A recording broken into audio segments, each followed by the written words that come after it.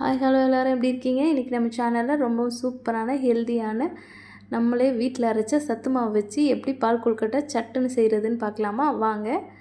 அதுக்கு வெறும் 3 பொருள் போதும். ரொம்பவும் ஈஸியாக சுலபமாக செஞ்சிடலாம். பாருங்கள், கொஞ்சமாக வெல்லத்தை பாகெடுத்துருக்கேன், கொஞ்சமாக சத்து மாவு, ஒரு 1/2 கப் தேங்காய், அவ்வளோதான்.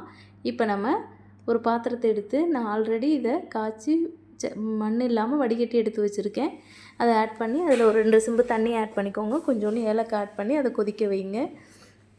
இப்போ தண்ணி கொதிக்கட்டும். நம்ம எடுத்து வச்சுருக்க சத்து மாவில் கொஞ்சமாக உப்பு சேர்த்து தண்ணி விட்டு சப்பாத்தி மாவு பசத்துக்கு பிசைஞ்சு வச்சுக்கலாம்.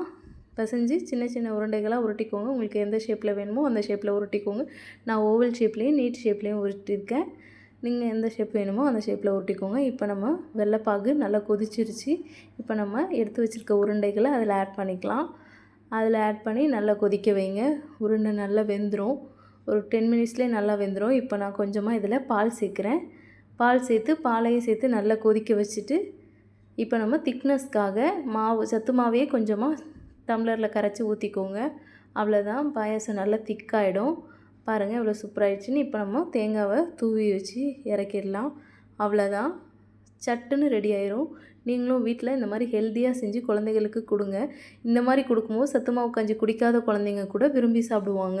குழந்தைங்களுக்கு ஒவ்வொரு வெரைட்டியில் கொடுத்தீங்கன்னா சத்து மாவை அவங்க ரொம்பவுமே விரும்பி சாப்பிடுவாங்க.